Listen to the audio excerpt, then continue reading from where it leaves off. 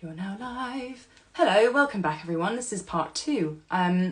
We have been on a roll, so we're just going to do a little part two. We shouldn't take up too much more of your time, but I just am aware that, you know, I want people to be able to see this and view this when we're not live. So I believe that an hour is the cut-off, and I think we might have been talking for that long. So I just want to make sure that that it works so that people can watch it again.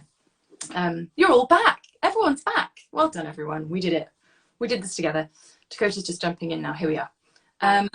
Hi. So sorry. You were talking about how you dealt with grace and Yeah. that thing. Gosh, this is my fault. I talk way too much. So if I'm going on too long, just tell me to shut Can I up. just say, I'm seeing some amazing comments from my friends, from my mum, one of my best Oh, friends, Glenn. Power to you both. My mum. This is an astonishingly moving conversation. I mean, it's like astonishing is a great word, and I cannot thank you enough for your bravery. Honestly, oh. it's just it's helped. You don't know what you've done. Honestly.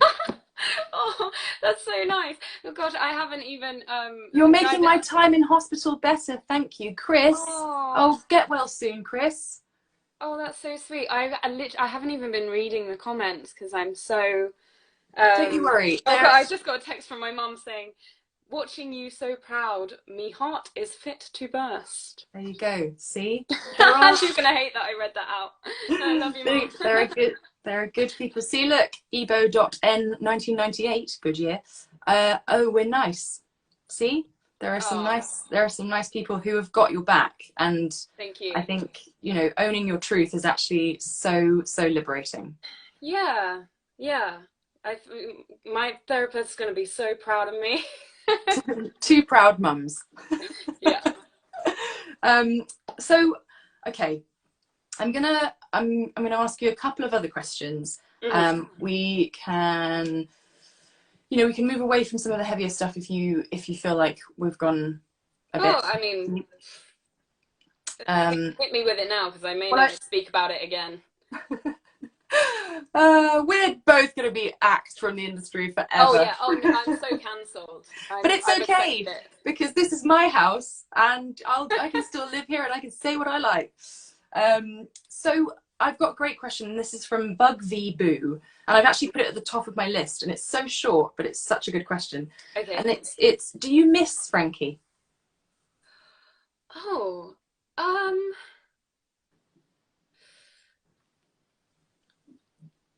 y no, but Such a difficult one. no, but I I don't think miss is the right word. I suppose it's a bit like if you've ever been in a really bad relationship with somebody that you really liked, but it just never quite worked out and it was never right, and then it ended. Um, and you don't really miss them because you never really got on, but you kind of miss what might have been. Hmm. That's how I feel about this. Okay, that is such a good way of putting it.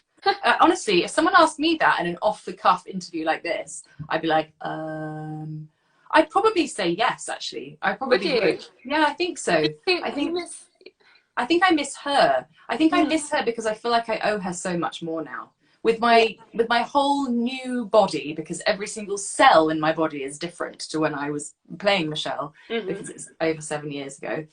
Um, I I mean, obviously, retrospect is a beautiful thing, and I just feel like I kind of miss that sort of that time in my life where I was, you know,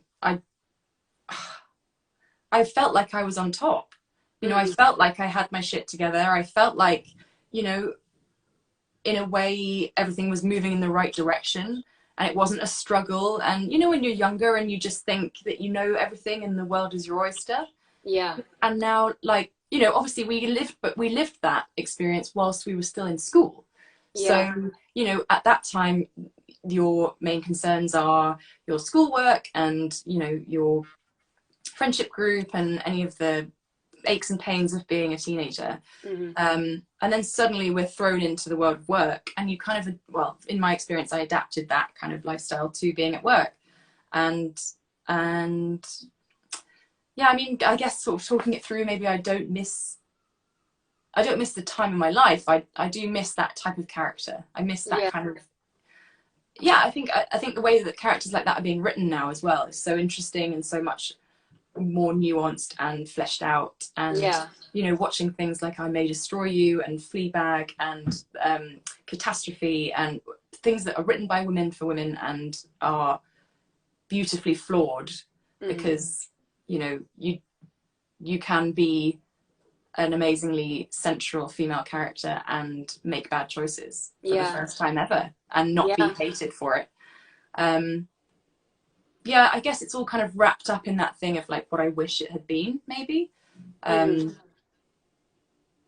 I feel really protective of her. I think that's more what it is. It's that I am protective of her and her journey or lack of it. So yeah, I think I feel the same way. I feel very protective of her, but I think I feel protective of her in a way because my experience at that time was so similar to her experience, that, you know, she became such an unlikable person, really, if we're honest about it. And I think I probably became quite an unlikable person at that time as well. But I think that looking back on it as an adult, I see how that happened. And I want to defend myself. And part of that is defending Frankie because, you know, but I mean, she is me in a way. She was a part of me, or, you know, a version of me, I suppose.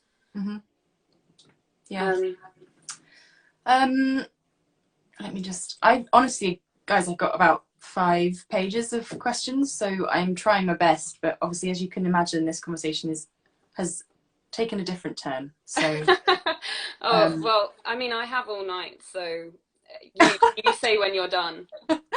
No, I just want to, I mean, you have answered quite a few of them, so okay. What about if you were in, so say you weren't in the last series of Skins, last generation, sorry. Were there any other characters in the other 2 series that you would have liked to have a crack at? Well, watching it at the time, I mean, it sound like such a fangirl, but I really wanted to be you, like, so badly. You know, I bought a jumper that was like very similar to a jumper that you had worn in the show. Why? So that I know, I'm looking back at those costumes God, now. I wish I had a photo of it somewhere. I mean, listen, she knew what she wanted to wear, but there was some strange choices. Yeah, I mean, I think it was one of the less outlandish ones, but but even so, you know, I mean, I really loved your character, and I thought you played her so excellently. And I think from the second generation, Naomi was the person that I kind of felt that I connected with the most, the character that I liked the most. So I actually loved Generation 2. I thought that, I mean, obviously at the time we were having to deal with, you traitor, you left the obviously we had no choice. I was sat down in a coffee shop and told that I wasn't coming back. So, you know, at the time it was, you know, there was no question. But I actually watched it thinking, this is going to be terrible with what everyone's saying. But actually, I loved it. I thought that they did an amazing job. And obviously, like you say, it helped that Kaya was in that kind of bridge into the next generation. And I watched yours as well. And I if someone asked me that question about the series that weren't mine, because mine would be Chris, I'd love to play Chris. Well, he was probably the best character. Oh, for me 100%. I mean, I loved Anwar, but I also think they didn't go into him enough. He didn't have the same like darkness that Chris had. No, it was just the most, and also Joe is the most fantastic actor. So I think that I was kind of like stunned by the whole thing. So I think every time someone's ever asked me that, I've said Chris. But I think in your generation, I loved the character of Minnie. And I think that kind of weirdly brings me on to a question about Minnie and Frankie. Yeah. And to not to kind of blame the story that we've just heard tonight, but I also think, could there be some mileage in the representation of Frankie's relationship with Minnie as actually, I don't know what this is, I guess it's sisterhood as opposed to fraternity, but like the way that you guys played it was on the edge of sexuality. But I think whether it was something, a choice by the producers or not, me reading into it now, I thought actually there are some times when I have a connection with a woman that I could never have with a man or with somebody who identifies as female, because I think there is something sacred about when you get that kind of open and honest with another woman, that you, not that it crosses over into sexuality, but I think it was quite, to me, I felt like it was there's a a fair level of intimacy, I think. Yeah. It isn't necessarily sexual, but it's but a lot of people, so the question is obviously, do you feel like there was a missed opportunity to explore that sexuality with the character of Minnie? So many people are saying that they shipped Frankie and Minnie. I think I know what that means, but I'm not quite sure enough. I think it's difficult to say. It was another one of those things where we didn't really know what was going on when we were shooting it. It felt like every few days we were told like, oh, you two are going to get together in the end, and then it was, no, you're not going to get together, and then, oh, but you are going to get together, oh, well, you're going to get together, but then you're going to like break up. And so we never really knew what it was that we were playing. And I think that's kind of why it ended up being something that like just walked the line of being almost a kind of romantic relationship, but not quite, is because we never really knew whether to like take it there or not. I think was it a missed opportunity? I think given that they had taken so much away from Frankie, it would have been nice to have seen that relationship come to fruition. I think it would have brought us back to who she was when we first met her a little bit. It would have given a conclusion to the kind of sexuality struggle that she was having initially, and also the sexuality struggle that was hinted at with Minnie's character in season 1 as well. So it would have been nice to see a conclusion to that. And I think maybe, sorry to say it, but I think maybe the reason they didn't do it is because they knew how much people wanted it. And I think they kind of wanted to subvert people's expectations. So that's why I think they ummed and ahed about it so much. But I don't know. It would have been nice, I suppose. I think if nothing else, it would have been nice to just see Frankie happy at the end and in a good place. And I think actually a healthy relationship with Minnie could have done that for her. Whereas the relationship with Nick did not. And the kind of mess at the end with trying to find her real family, it kind of came too late to really be a conclusion to her storyline. Very hurried. I mean, I literally didn't know about that until we got the script for the last episode, and I was like, really? we're gonna start this now? Like, so yes, I think it would have been nice, but I think like you say, there's a value in the relationship that they had anyway, because that is a relationship that I think a lot of young women can relate to. I certainly had friends with that sort of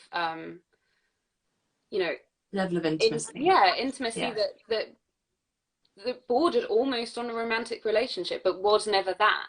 Well, I think that's why I was saying at the beginning why I felt like that actually was a pretty true representation of what female friendship can be like at that age, and also going forward.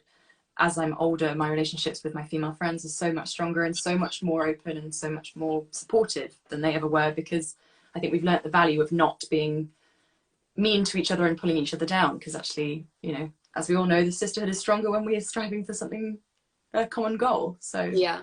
I think we are going to probably have to wrap this up. I'm really Okay. sorry, because I could talk to you obviously forever. I think one last thing. Obviously, there are shows out there now. I talked about Euphoria in my first episode, and also people have been talking about sex education and drawing parallels with, you know, what we started and what there is out there now. I was affected by both of those shows, Euphoria in particular, but I just wonder if you see those kind of shows now and have that sense, a bit like I was watching you today when I was rewatching some of Skins, feeling that you are proud of starting something. I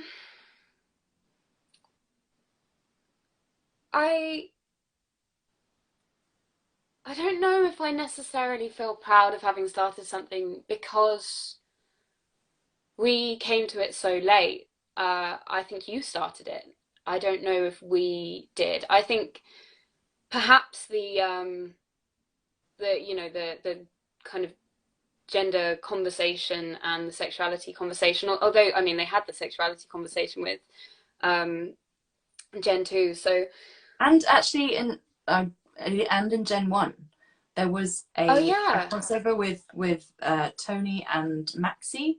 And again, that was a bisexuality storyline that just disappeared. Yes, exactly. And that was really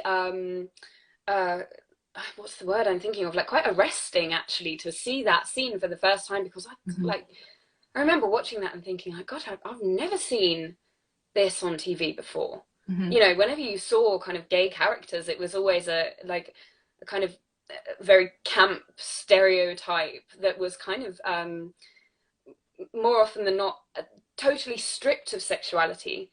You know, we can have the kind of the culture and the campness side of it or whatever, but you know, we can't actually address the sexuality part of it, which is obviously a really important part of that conversation. And like you say, again, it was another thing that they kind of started and then they stopped. And they did that so many times. I mean, they did that with I had a rape scene, and it was never mentioned again. So I feel like I don't know if we opened the door, but I feel like we took it off the latch. And maybe that's something to be proud of, but I personally would feel it would feel kind of disingenuous for me to take any ownership of that. I'm really proud of how far the industry has come. I think we have such a long way still to go, but yeah, I'm really happy when I see those sorts of storylines, but I wouldn't presume to take ownership of any of it. Okay, good answer. Well done. I feel awful that I haven't got to the pages and pages of questions, but I'm so glad that you have had a platform, that you have come onto my show to talk about this, and I hope that you have got out of it, you know, something that is going to be beneficial for you. And what have you got coming up? How's lockdown been? Oh gosh, so boring. I've just found myself picking up kind of housewifey habits. Like, I make bread now. Yeah, I never did that before. I've got some flapjacks that I've made tonight. What wonderful! We should swap recipes. Well, I haven't tasted them yet. I'm not sure they're going to be really good. I'm knitting a jumper, you know. Oh wow! I used to have friends, but now I knit jumpers. Yeah. That's all you need. Bit of wool. Yeah, well, exactly. You can make your own friends. It's much more fulfilling than having real life friendships. no, it's been Oh been God, fine. don't say that. I don't really like people. Here, these are my friends. This pile of dust here is my mushroom friends. I mean, I am wondering when it's time to kind of do a mushroom intervention on you and say they Never, need to go. never. Jamie says it most days. I think I once actually, I actually shook them today. ooh, I mean, I wanted to see what would happen. Turns out they just disintegrated a bit more. It was, I don't know what I was expecting, to be honest. Imagine if you inhaled it, like if you opened, like just, you'd go on the weirdest trip, I'm sure. I mean, I don't know, you I'm would actually. sorry. They're already from Tesco. I don't want to put you down, but it's disgusting. It really is. I wish you'd just say what you thought. No, I mean, you know, it's great to have a project, I suppose, a hobby. There's the girl knitting her own friends, so. I mean, I'm in no place to judge. Apart from your knitting though, Yes. work-wise, have you got stuff on the horizon? You said you were writing, that's exciting. I have been writing. I probably could have been writing more and Yeah, but watching creativity, you can't be you can't be creative when it's time like this. Your mind has to be free, and it's just yeah. it's been tough. It's been a kind of odd process, but yeah, I have written started writing a new project, which I have kind of a first draft of, which I'm Wow, tentatively proud of. But great. but yeah, I mean, I'm very new to writing. I've been writing for a couple of years, and I think I have a lot still to learn. So it's kind of it's a slow process, but it's something I really enjoy, and it's a wonderful opportunity to to kind of write some of the things that I think went wrong in some of the acting jobs I've done. All the times that I've gone, oh, they never gave that character what they should have had, what they deserved. Yeah. I can go, well, you know what, I'm going to do that for the character that I write. So yeah, it's been a really enjoyable and quite kind of healing process, I think. Yeah, I bet.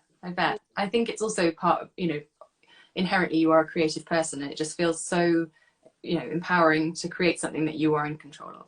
Yeah, exactly. And what's nice about it as well is just obviously you get feedback on it when it's done, but in the process of doing it as an actor, you act for 30 seconds and then somebody comes in and tells you what they think you should do.